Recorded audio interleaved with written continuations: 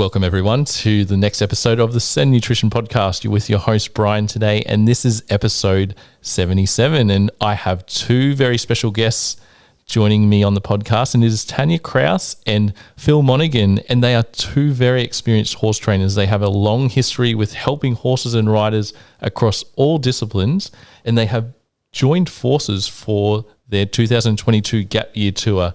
And this is over 100 days on the road, trying to help horse owners through various clinic topics understand their horse better, provide a better horse-to-rider connection, and get Tanja and Phil's review of how the Sen products have helped their horses on these days on the road and the stresses of travel and how they've coped with their changing environments. And we'll also go through some client questions that we've had on Facebook, which will be a really good insight to the way Tanja and Phil's philosophy in horse training. How are you, Tanja and Phil? Good. Awesome. Great, thanks. Thanks for having us. That's great. Where are you guys at the moment? We are back on what we would call home ground. So we're not at home because we've rented our house out to go on the Gap Year Tour, but we're at our home rec grounds at the moment of Glen Ray in New South Wales. Oh, fantastic. And Phil, this is your first time on this podcast. How are you? Yeah, good, mate. Good. Yeah, first time talking to you. First time on this podcast. But yeah, no, really good. A little bit wet down here, but I think that's everywhere. So. Yeah, pretty tough conditions all around. And for our listeners who don't know who Phil Monaghan is, he's a level 3 Cowboy Dressage Clinician and also a martial arts expert. If you want to elaborate on that, Phil? I'm a level 3 clinician with Cowboy Dressage, which is the highest level you can get. There's level obviously 1, 2 and 3, and level 3 is the highest level clinician you can achieve. You know, it takes a little bit of doing. I've had to go to the States and be mentored. I was lucky to be mentored directly by Equine, the founder of Cowboy Dressage, as well as some really good riders over there and nice people, as well as some good guys here in Australia. And yeah, as far as the martial arts goes, I started martial arts when I was a kid. Started off in Taekwondo, but then expanded to other martial arts like Hapkido and recently Brazilian Jiu-Jitsu and kickboxing. And I've got a full-time centre in Coffs Harbour where I've got it staffed at the moment, which has given us the opportunity to do this Gap Year Tour. But we teach Taekwondo, kickboxing and Brazilian Jiu-Jitsu at my centre in Coffs. Yeah, wow. That's full on. And let's just start there, Phil. With the applications in those disciplines or that fighting discipline, is there crossovers in with horse riding or horse training? Every aspect of both of them crossover. You know, the fact that, you know, especially with my Taekwondo training, I've developed a real eye for detail. And so that translates, especially when I'm teaching people to ride, I can really see where they might be out of line a little bit here or, you know, left hand's up, right foot's down, whatever, and how that's affecting their horse. So that crosses over really well for me personally. But not just that, but the increased balance, the physical awareness and the ability to control your own body and move your own body, it all crosses over really well. I'd suggest anybody that's riding to do some form of training like that, whether it be yoga, tai chi, or some sort of traditional martial arts. I think it's a real benefit to their horsemanship, to be honest. Yeah, that's fantastic. I'd have to fully agree with that because we've put so much focus on our horses. We're going to have to really look at ourselves to see what we're reflecting onto them. And as I spoke to Tanja last time, they really can feel us. And you guys are both like a dynamic duo in this. And I think... yeah, we're really happy to be really associated with you both representing the Sen Nutrition brand. Thank you. Mate, I've got a saying where if I can't carry myself in self-carriage, I can't expect my horse to. Yep. And that's what I mean by that. You know, if I'm not fit and healthy enough to have good posture, I can't expect my horse to have good posture under me. So, yeah. Yeah, no, that's 100% agree with that too. And Phil and Tanja, with your 2022 Gap Year Tour, how is that going? Yeah. You want the truth? The truth, but nothing but the truth. I said at the start of this year, one of the things that when we were talking to people and they were like, wow, how did this come about? What are you doing? And all of that sort of stuff. I said, I know that at the end of this tour, I'm going to have a completely different outlook on life. It is going to be a growth. I'm looking at it as a self-development growth period. And certainly, we moved out of our home in December, so we're talking, we're 6 months in, and it couldn't be closer to that. We've definitely had a few challenges, as everyone is facing challenges, sort of coming out of COVID and then coming into flooding, basically all the way up the east coast of Australia in what was that, late January into February. And then, we've had a couple of car issues. We've swapped over to, a different horse trailer, and, you pack two adults, 3 dogs, a cat and a couple of horses into a very small space while it's flooding. That's character building, Bryan. We got held up at Canungra for a couple of weeks. We were lucky that we got held up in a nice spot, and we personally didn't get any damage or anything from the flood, but there was a couple of weeks where we were sort of basically couldn't go anywhere, and that meant that we had to cancel a couple of clinics and stuff, and then we went out to Toowoomba. We were fortunate to get an Airbnb there for a couple of weeks to let everything dry out and us beautiful. dry out. So, there's been some real highlights, and there's been a lot of moments, and for the majority of the time, it's good fun. We're on the road, we're seeing different parts of the country, but the frustration is, I suppose, with the flood and everything, we haven't seen as much of it as we'd like, and, diesel went through the roof, which was a little bit of a kick in the bum. But all in all, mate, in all honesty, these trials, I think they're part of the deal. They're there to make us appreciate the good stuff that we're seeing, and we've managed to do a few clinics in new areas and get some new people, seeing what Tanja and I like to talk about and our vision and our philosophy with our horses. And so it's been good overall. It's been pretty good. And challenging. And for our listeners who are not familiar with your gap year tour, what clinic topics do you guys normally cover through this? Pretty much everything. So off the top of my head, next weekend we're teaching obstacles. The weekend after that we're teaching, Phil's teaching Cowboy Dressage. We've got ranch. Last weekend we taught Liberty. The weekend before that we taught self-carriage and collection. Wow. In February we taught an extreme trail clinic. We taught a foundation clinic. So pretty much, everything that's in our repertoire is you'll see on the tour.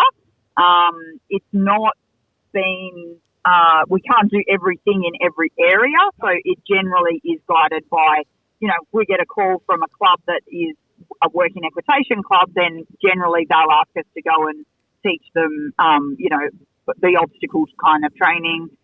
We had a ranch club on the Gold Coast that we went and did a ranch clinic up on the Gold Coast, so they wanted to know about ranch. And then the Gold Coast people were more about, developing that self-carriage, that balance and that strength in their horses, and so that was their focus. Yeah, that's amazing. And I guess when you are on the road, you have to keep, all the four-legged animals well. How have they been coping? They're coping well. They're coping really, really well. We've got, as I just said, we've got the cat, the dogs, and the horses. And it takes a fair bit of management. And obviously, with the horses, it can be difficult. You're taking them. Not only are you doing hundreds of kilometres in transit, which is it's tough on any horse to be sort of hours in the trailer, and sometimes we try and do really short trips or shortish trips between 3 and 4 hours, and then make sure that they come off the trailer and get to stretch their legs. But it doesn't always work that way. We've been stuck in traffic for an hour, or had to go detouring around floods for an extra 2 hours or something like that. So we try and manage them really well.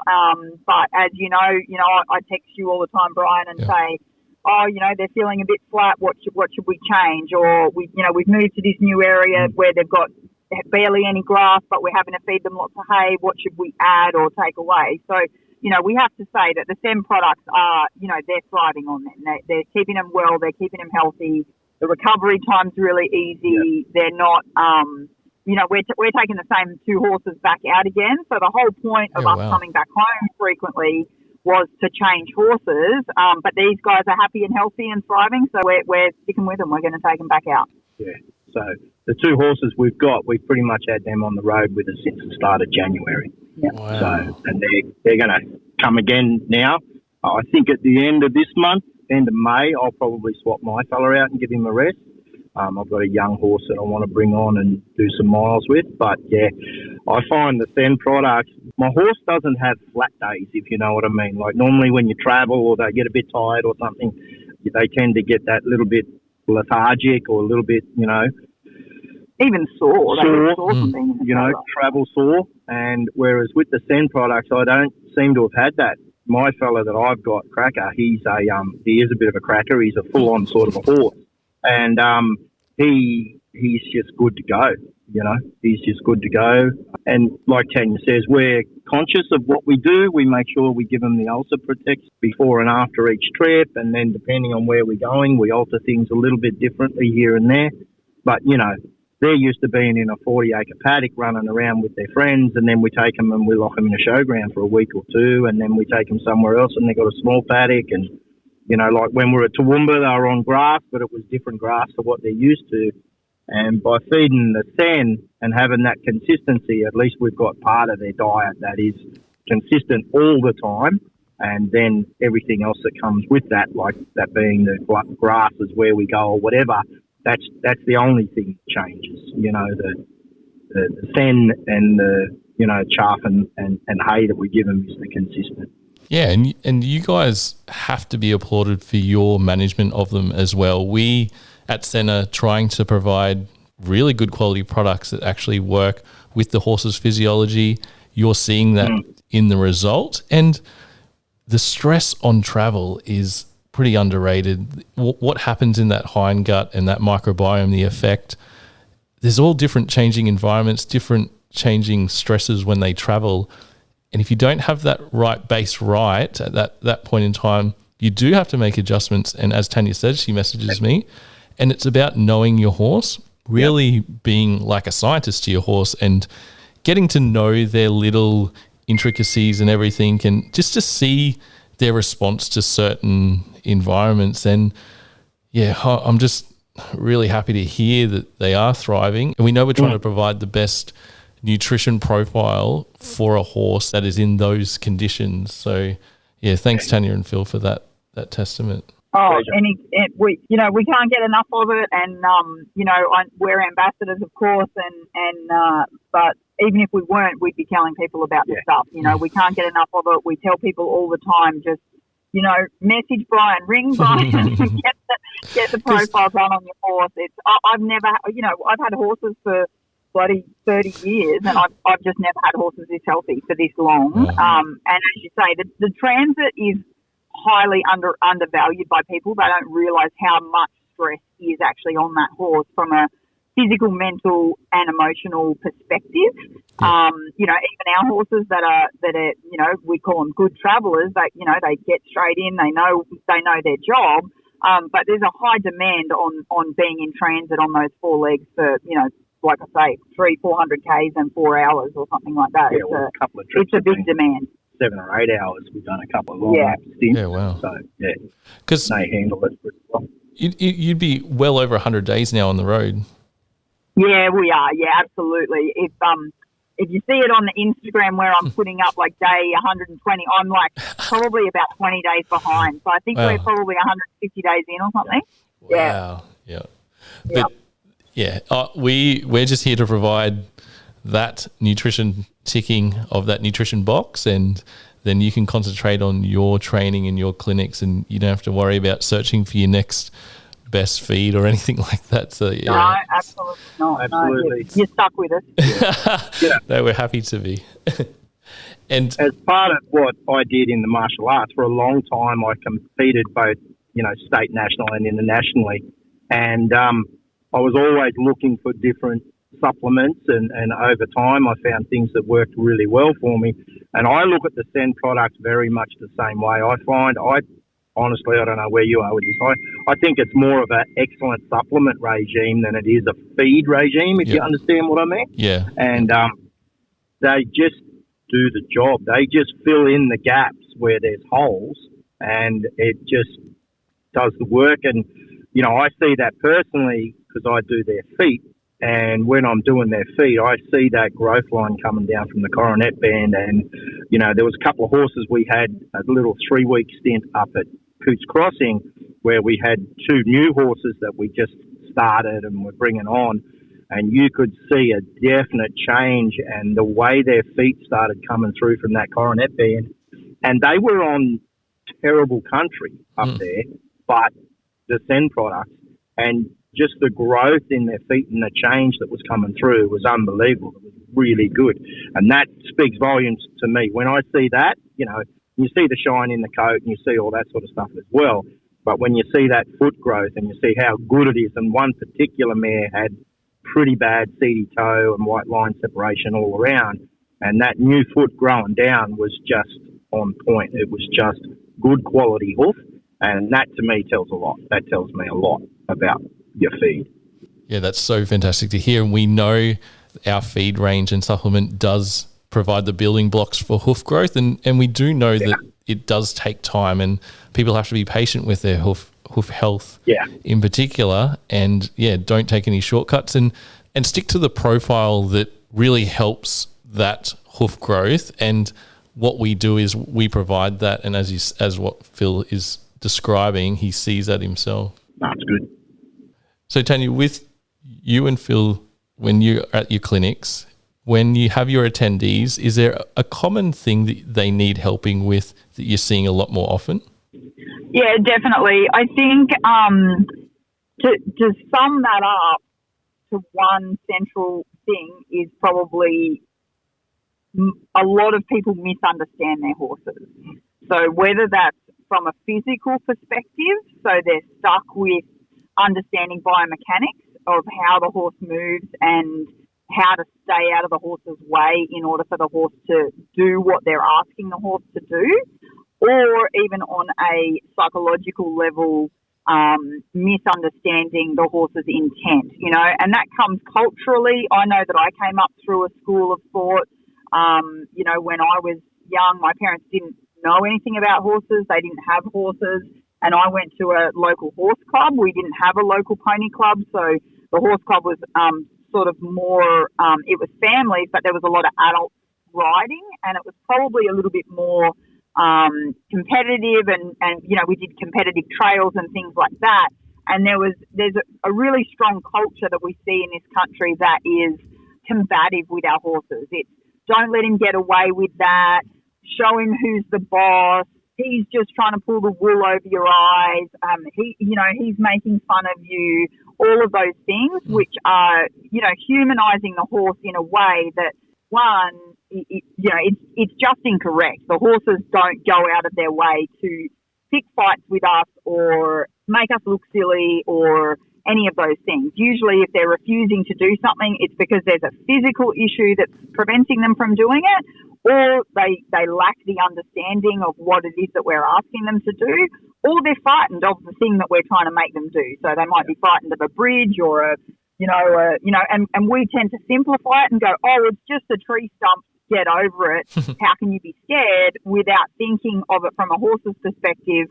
They're a flight animal. They're designed to believe that, behind every tree stump there could be a lion ready to jump out at them, or a wild dog or something like that. So we just have to understand a little bit better where the horses are coming from. And then once we do that, it's actually quite easy to, work with those things and help the horses become more confident and more trusting of us, and really create a partnership and move forward. At the end of the day, my belief is, horses really want 2 things, and that's to hang out with their mates or be in their herd and eat grass.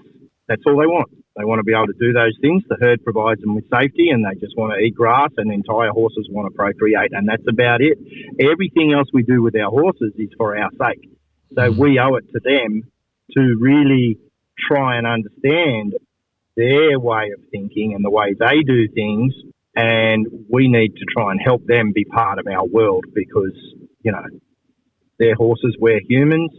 So we've got to help them be part of our world the best way we can. And part of that is understanding that they're not trying to stand over us or, you know, they're not yanking our chain. They're not, you know, being disrespectful. They're just being horses. And we've just got to help them with that and help them fit into our world as good as they can because we ask them to come into our world. That's a fantastic insight. And even I would like to add, when you said, Tanja, that people try to humanize their horse, it's totally the wrong thing to do because see the placement of their eyes. They are a prey, and our placement of our eyes, we're predators. They're at the front. So why are we trying to humanize something unnaturally that is meant to be a flight animal or a prey animal? So if we can understand that as horse owners, that work with the horse instead of against it, and I just love hearing you guys trying to teach this to as many horse owners as possible for the betterment of the horse. Yeah. It can be quite complicated and it can be challenging for people to come at that new. It's not really a new way of thinking, but you know, it's not common. It's not cultural necessarily in this country, and so you know, as I said, we were brought up. No, don't let that pony get away with that. You know, give him a smack, show him who's the boss. You know, if you fall off, get back on him, and blah blah blah. And it really comes down to just being combative. Yeah. And I think that because we love horses so much, when a horse doesn't do something that we're asking it to do, we really can take that personally. And a lot of people take things personally in different ways. So some people, if they get affronted personally, they might get angry. Some people might, you know, feel like a failure. Some people might, you know, get scared. And then some people who are scared get angry, so they get fear aggressive. And it's a really complicated situation that goes on between the horse and the human, and us really getting stuck on that, not understanding, well, hang on a minute, you know, one of the things that I try and teach all the time is changing why are you doing that to me to how can I help you? Yeah. And if we can take an approach to our horses that is, how can I help? How can I help you get over this? It really softens you and it makes you think of solutions as opposed to trying to find a way to make it happen. Yeah, that totally makes sense, Tanja. And maybe the first sentence to horse training should be to train yourself first. Oh, absolutely. Yeah. You can't get the partnership or the softness and stuff when there's aggression and that involved. And, you know, I come up a little bit old school, and I think sometimes it's more of a, and I'll speak from a male perspective, it's an old man thing. We've got to get to an age where our testosterone levels are a little bit low enough to enable us to see that, you know, to see that it's able to be done from a much better place. Yeah. And you guys see this day in, day out. So I would call you guys the experts. Yeah. So yeah, we certainly do see it all the time. And you know, it I'm not going to say never, but it rarely comes from a place of nastiness or unkindness on the person's part. It usually comes from a place of, you know, that preconditioning, and also the idea that the horse is 500 kilos and, you know, we're 50 kilos or 60 kilos. And so with that sheer size, I think it brings up in us this idea that, you know, we have to be big and we have to be strong and we have to pull him around and we have to do these things, and it doesn't elicit, you know, communication, because we think, well, how am I going to communicate with the horse? How am I going to get him to understand what I want without pushing, pulling, shoving? But I still don't think it comes from a nasty place. I think we're all in horses because we love horses, right? Like, they're amazing. Yeah. And I definitely agree with the preconditioning with every aspect of the horse industry, because when Sen first began in 9 years ago, there was that preconditioning of feeding a lot of grain, less roughage, a cooking oil. I was just blowing my head and Peter's head because these horses were getting sick that we were looking at with trainers, and then looking at their nutrition to see the support for their immune system, and it just wasn't there. Like, how do we justify feeding a horse cooking oil when we wouldn't feed that to ourselves as well? It's not, and that's where it all bloomed, and then the rabbit hole came, and we're like, well, how are we feeding our horses in Australia compared to America? And then it just snowballed, and I think we're doing something right because we're still here. Yeah. Oh, absolutely. And, when you came on board for Ginger Coops at Race to Ranch, as you know, we had huge long conversations before, we joined forces, so to speak. And one of the things that I loved about you guys was the research behind everything and that understanding of coming from a place of what is the horse naturally designed to eat, what is he naturally designed to do, and making the product in that way, because that's what we try and do. Phil and I are constantly saying to people, your horse is made to eat grass and travel up to 20 kilometres a day to go to the next place of forage or water. And yet we've got these horses in 1 acre paddocks, if they're lucky. We're feeding them, 2 biscuits of hay a day, 2 hard feeds a day, riding them twice a week and wondering why they're nutbags. And it's like, because they're supposed to do 140 Ks a week, not 3, and they're not designed to process all of that McDonald's food that, we love to feed them because, he loves it. He loves it because it's full of molasses and it's full of bloody sugar and it's, it makes him peek off his head. He doesn't like how it makes him feel though. It's not a sustainable way to correct weight conditioning. It's just a shortcut way. When I talk to trainers all week, and the feedback they give to me after being on the Sen feed program for a few months is this horse does not go backwards. It just keeps building sustainability. Yeah. And my response to them was, it's different to overloading them with grain, sugars and starches every day, because that's just the short-term fix, and then they'll just drop away in their condition because you're not looking after that microbiome. And then what they say to Sen is it's like a raw diet, because our feed is not highly processed. We don't put fillers through it. We don't put cooking oils through it. We don't put molasses.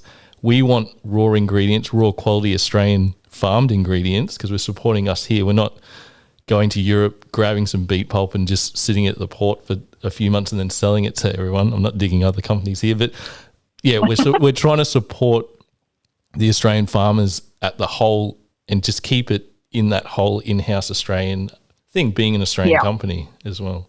Yeah, 100%. And, that's another one of the reasons that we, why we highly respect you guys, because that's our approach. We're holistic equine education. We look at all parts of the horse. As Phil said, he does our horse's feet. So, he's got we've got a good understanding from the ground up of how our horses, function, move, are supposed to eat. And that's why we love having you on board with the nutrition side of things as well. Yeah. And I say to our clients, there is many ways to feed a horse. So treating every horse as an individual, knowing how they respond to different things. And there's always going to be ups and downs and adjustments to be made, because we're putting a lot of pressure on them. We're making it a bit unnatural, their environment. So they have to keep adapting to the external factors that affect their gastric and digestive health. And we've just got to look at that from taking a step back and not panicking. Say something negative has happened to their condition, just correct it nicely in that right profile that Sen can provide. Yeah. And it's, it's as simple as the fact that we take them out of 1 million acres and we put them on 1 acre or even 20 acres. And what we're doing there is we're limiting the amount they move, as Tanja said, but we're also limiting the amount of grasses, the amount of shrubs, the amount of foods that they have access to, because the horse was unbelievably good at eating what it needs to eat. We had a situation once where we lived on a property that wasn't real flash, and then we moved to another property, and when we moved there was a heap of Scotch thistle on it, and all of our horses went around and ate the flowers off the Scotch thistles for about a week or so. And then they were good again. And we did a bit of research and we figured out that it was an antitoxin thing and they were treating themselves. But when we have them locked up in a yard or a small paddock and we've got a a monoculture where we've only got one, maybe we've got 2 or 3 types of grasses, we're limiting the amount of nutrients, etc., that they can access. So we sort of owe it to them to provide them with a good feed, and that's why I, like the Zen products, because it addresses that. It addresses that supplementation, the idea of giving them what they're missing out of in nature, because we've taken them out of nature. Yeah, that's a fantastic summary, Phil. And the reminder to all our clients is always understand why you're feeding something. And yeah, even those 8-9 years ago, when you ask a trainer or ask their horse owner, oh, how come you're feeding this? And the common answer was, oh, I've always fed it, or my grandfather fed it like that. But Granddad fed it. Yeah, it's the correct answer is it's because it helps the horse in this way, or because it works with the physiology. And it's all about education. And we've got a really good platform called the internet now, and it's there is a lot of information out there, but we're just trying to dissect it and proven time and time again we are doing the right thing for the horse. Yeah. Cool. So I think we will move to a few client questions that we have here, and that we will be able to answer over the podcast, because Tanja and Phil will be doing some videos of training tips, and we'll probably work in with that. Looking forward to it. Yeah. Which will be a good feature on our social media. And yeah, if you've got any tips that you want to suggest that we could demonstrate, or that Tanja and Phil can demonstrate, just send them in. But we'll start off with the first one, and it is moving from snaffle bit to hackamore and including the benefits. So when we talk about a hackamore, what we mean is the traditional hackamore in the Vaquero or Buckaroo or California. It's got a few different names, but it's basically the same thing, tradition, which is a rawhide or leather noseband with a 22 to 20 foot macate or rein fashioned onto it that makes a loop rein about 10 foot long, and a lead about 12 foot long comes out the front of the hackamore. It's the traditional hackamore. We do not mean the mechanical hackamore, which has leverage and constriction, but that's another story. We mean the traditional hackamore that they use, the traditional Western style hackamore. In the tradition of the hackamore, there's 2 schools of thought. There's the school of thought out there where, and it's a more modern school of thought, where you do start your horse in the snaffle bit and then you transfer him to the hackamore later on. And then there's the old, and some would say traditional way, which was that you never used the snaffle bit at all. You just started your horse in the hackamore, and you did all of his riding in the first 3 or 4 years of his life was done in a hackamore, right up until he was aged about 6 and had what we call a full mouth. And part of the tradition of that was to keep the bit out of the horse's mouth while the horse was capping teeth and doing all that, and all that stuff was going on inside their mouth. We kept the bit out of the mouth. But the topic is transitioning from the snaffle to the hackamore. I think sometimes we can overthink these things and complicate them. We have to sort of approach it with the idea that it's not that hard. If your horse is going well in a snaffle bit, and what I mean by well means that you need to be able to walk, trot and canter your horse and offer direction on a loose rein, as well as what we call in soft feel. So when you pick up and you're introducing the working frame or starting towards collection, you can offer that horse the soft feel through the reins. Your horse is working off your body as well as your hands and your energy. And so you've started to establish all those things, as well as still being able to ride that horse on the buckle or on a free rein and being able to guide him successfully on that free rein. If you're hanging on your horse's face, or you're using the reins for balance, or you're riding with a firm rein or a hard rein, then the hackamore is probably not the tool for you. You need to be able to guide that horse on the free rein, as well as pick up and offer a soft feel and guide your horse and have those things established as well. When you've got that, and when you can do that, transitioning to the hackamore is as simple really as just putting it on. It's not a big deal. You do see some people that sort of try and two-rein them into a hackamore. I can see some merit in that, but personally I don't think it's necessary.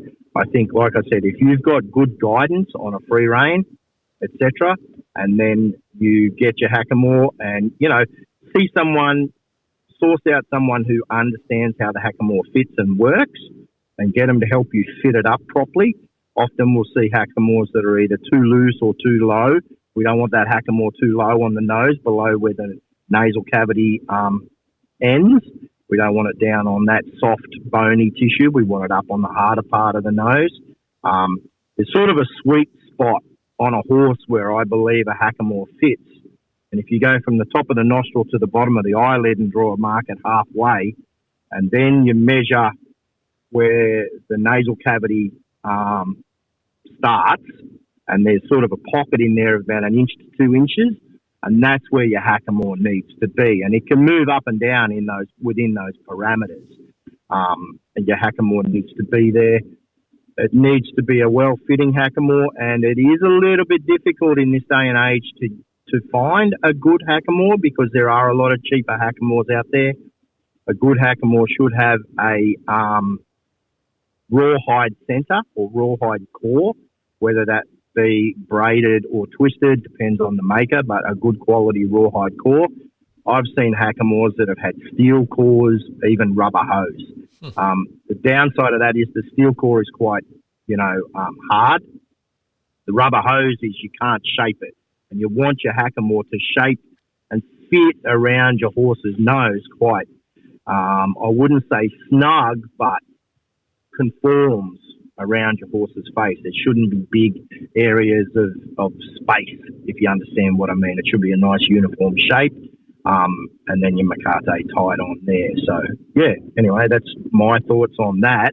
But generally, if you're riding your horse well in the snaffle, then transitioning to the hackamore shouldn't be that much of a deal. But the thing that will stop a lot of people is that they are holding on to the reins and they're riding with a brace in the reins on the snaffle. If you're riding with that brace, then you're going to have trouble.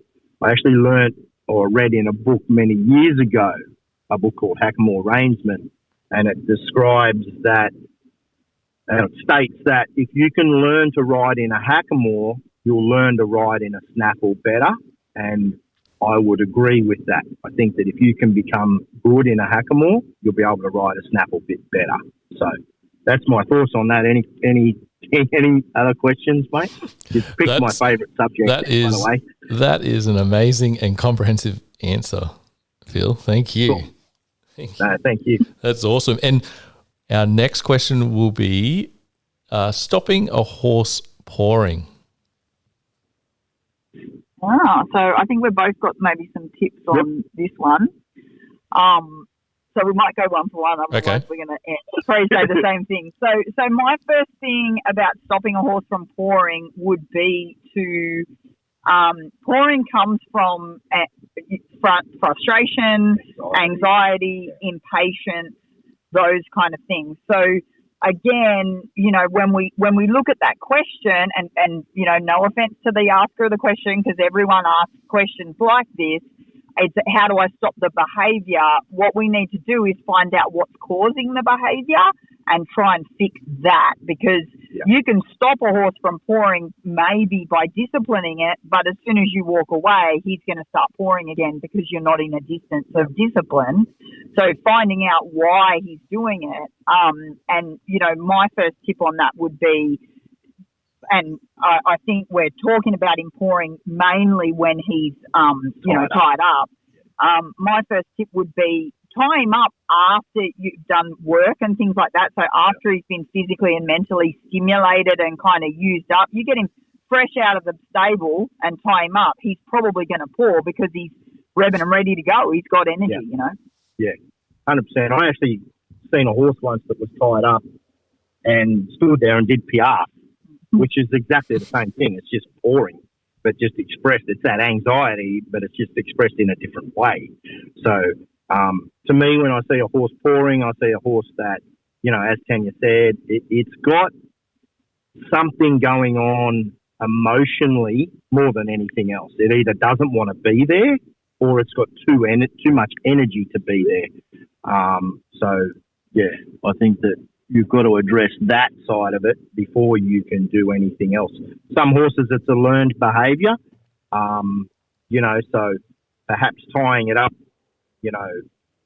and grooming it and then leaving it for a few minutes and then untying it before it starts pawing and then building that time up. Over time, build it up until it learns to tie. Tying it up with some friends nearby, in other words, other horses around, if you can do that. We often have a situation where we'll get our horses and we'll be working and we'll tie them all up together, and not together in one spot, but, a couple of horse distances widths apart from each other, tie them all up there, and they sort of are okay with being with each other, so they learn to relax and just chill out in that space, Yeah. Anything to add, babe? Yeah, I think the important thing in what Phil just said there as well is, part of it is the timing of when you actually untie that horse and stop it. And so they can learn the behaviour of pawing. If they're pawing and you go and untie them, they're going to go, oh, well, they don't think, oh, I was naughty and you untied me. They just think that's what I was doing when I got the release. And so that's what you expect me to do. That's how they can learn that behaviour. But I really wanted to stress that Phil said untie it before it starts pawing. He didn't say wait 10 hours until it stops pawing because it's exhausted and then untie it. You've got to get ahead of the thought. Yeah. Once the thought's there, you can maybe intercept it, go over there and stand next to the horse and wait a minute or two for it to stop pawing and then untie it, so you're not actually untying it while it's pawing. Yes. And, as Phil said, maybe a couple of friends, maybe even a hay net, obviously. Yep. Disclaimer, be really careful with a horse that paws that has shoes on with a hay net because you can end up in a wreck. So make sure you tie it in a place that the horse can't get its foot in the hay net if it's a pawer. But sometimes it's just that little bit of a distraction that, helps him not need to express his emotions that way. Sometimes with pawing too, often they'll just grow out of it. Over time, they just simply grow out of it. But as Tanja sort of stated a minute ago, if I've got my horse and I tie him up and he starts pawing and then he's pawing, so I go over and go, oh, my God, he's pawing, and I untie him and take him away. In his mind, he's going, I paw, I get untied, you beauty. So you've got to time that release. You've got to time it. And sometimes the best thing you can do is just simply ignore it. Just simply, as long as the horse isn't in danger, you've almost got to turn a blind eye to it, because when you enter into it, you're helping, especially if you enter into it from an anxious place. You sort of, oh, my God, my horse is, pawing, how embarrassing, or he's going to wear his shoes out or whatever. And so you've got that anxiety in yourself. Then the horse is going, well, see, I told you it was something to be worried about because you're worried too. So you've sort of sometimes just got to turn a bit of a blind eye to it and see if that helps. Like we've just sort of discussed 4 or 5 different concepts that can help, and sometimes that's a concept that can help. That's fantastic strategies, and I think what the horse owners will need to do is just try and identify it with their horse that they have. And I think if you can try each one of those that you've outlined, I think that it's going to have a positive benefit to stop them from pawing. Yeah. Now, we've sort of spoke about pawing as in when a horse is tied up, because we've made that assumption. Yeah. If it is about a horse that's pawing when it's saddled, something I learnt years ago, if I'm sitting on my horse and he's pawing with his right foot, I just put all my weight in my right stirrup. And it just causes that right front leg to get heavy, and it makes it difficult for him to paw, so he tends to stop pawing. If he's pawing with his left front leg, I just put all my weight in that left stirrup. And that tends to fix 99% of horses that paw while you're on their back. So that's just a little tip as well. It's a bonus. That's a bonus. Thank you, Phil. The last question is encouraging mental relaxation with your horse.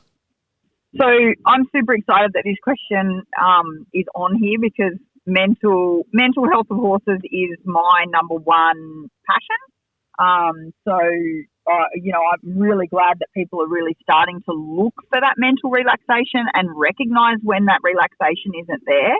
Often we, see a horse that is highly stressed, but it's doing its job, and so it goes unrecognized, and so a horse goes through its life performing in a stressed and anxious state because it's doing it, so we don't see, often we don't see that they're not relaxed because we're getting what we want. We're getting the result of, that they're doing their job or doing the course or doing the dressage test or whatever. So super excited that question was on there. And again, same with the pawing, that, my first question or my first thing that we need to sort of think about is we have to go back to when the horse is anxious, that's just the symptom. We have to go back and find out what is the disease. So what is actually causing the horse to be in an anxious state or be in a non-relaxed state.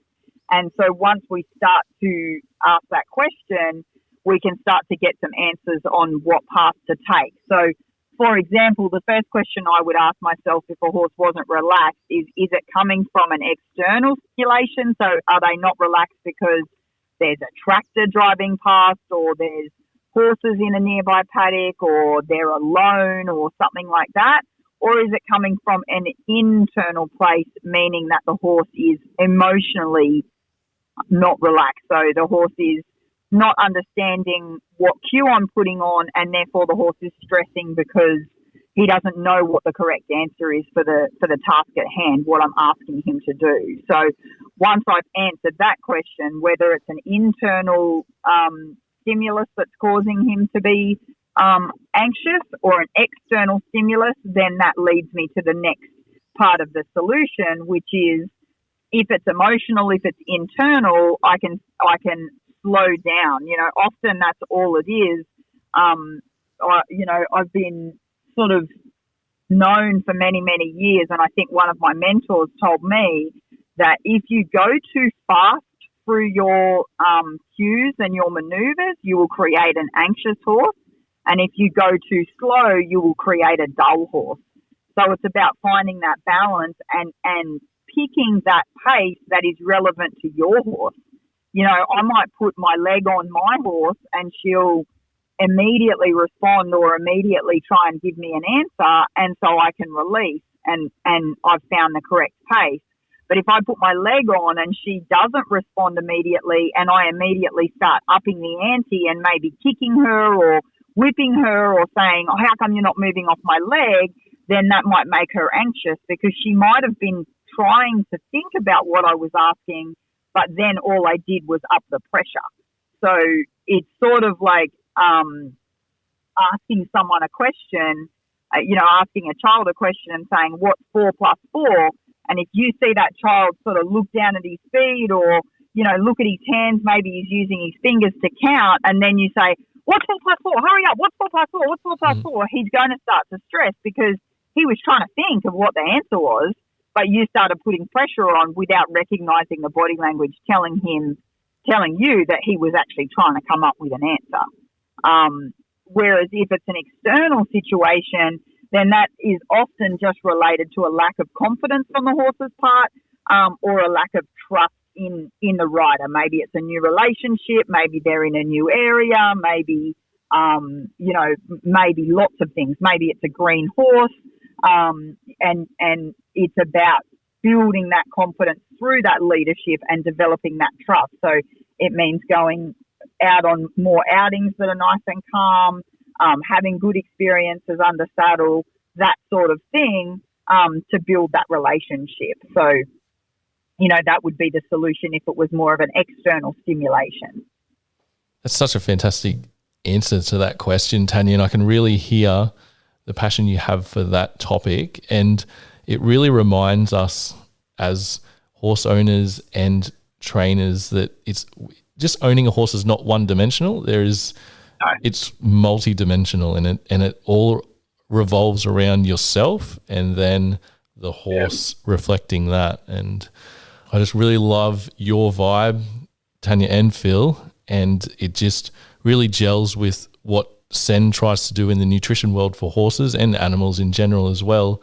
And yeah, I'm just really thankful for you guys and your time to come on this podcast and just reveal a bit more about horse training, horse ownership, and just the aim of these podcasts is to try to give listeners something to think about that they haven't thought about their horse before. And I think we've done that today.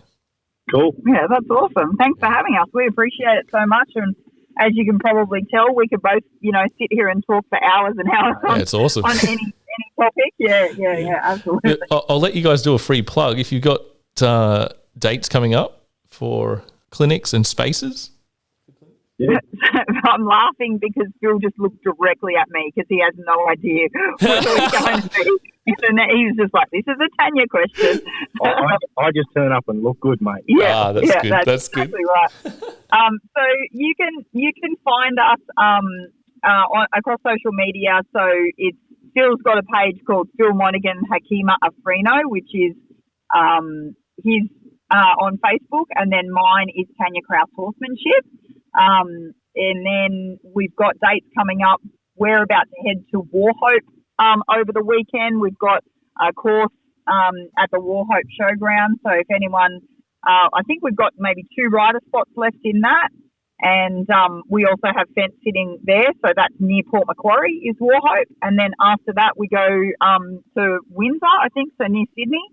And we're doing a ranch and cowboy dressage clinic. Then we're coming back up towards Glenray, which is near Coffs Harbour, for our cowboy dressage clinic. And then we've got a cowboy dressage gathering and show. So that's a big 4-day deal from the 25th of May right through the 29th of May. And then we go back to Warhope again, but we've got a different themed clinic at Warhope. Then we go out to Lithgow, which is sort of Blue Mountains kind of area. Yeah, just over the mountains there. Just over the mountains. Then we come back to Glenray. We've got a foundation clinic here at Glenray. And then after that, for the final weekend or second last weekend in June, we're going to be at Bellingen Working Equitation Club doing that. And it just keeps going from there. In July, we're flying down to Victoria to do some cowboy dressage down there. Amazing. I've got some judging to do down there, and that sort of stuff. So, most of the time there's normally a rider spot sort of a week out, but, come and say hello. We'd love to meet people. Yeah. Come and say hello, check us out. And we do fence sitting as well. If someone's interested in doing a whole, the whole day or the whole weekend, they can book in to do a fence sitting or auditing position as well. Amazing. And I'll put the links in the podcast notes as well for anyone that wants to explore further or get in contact with Tanja and Phil. So that'd be great. Thank you. And then later in the year, we're doing Tassie, Victoria, that sort of thing. So we are trying to cover most of the country. Going back to the States for a few weeks again this year. In October, we're going to the States. Yep. Yeah. That's fantastic. Well, I wish you guys all the best for the rest of this year. And I think there's no doubt you guys will be back on the podcast after people listen to this one. So I will touch base again. And thank you again for coming on. And awesome. Oh, thanks for having us. And we'll talk to you a bit later about the video training series. And we'll get them happening as well. Yep. Looking forward to it. Yep. No, we really appreciate your support. And we just feel that Tanja and Phil is a great match for Sen and what we're trying to do for horses in general. So, I think it's about lunch. Oh, it's post-lunch now, so maybe a afternoon beverage. We'll meet you there. Yeah, I'll see you there. I'll just jump in my car now. Yeah, no worries. No, all good. All right, thanks, Tanja and Phil. Thanks, okay, mate. thanks, mate. Bye.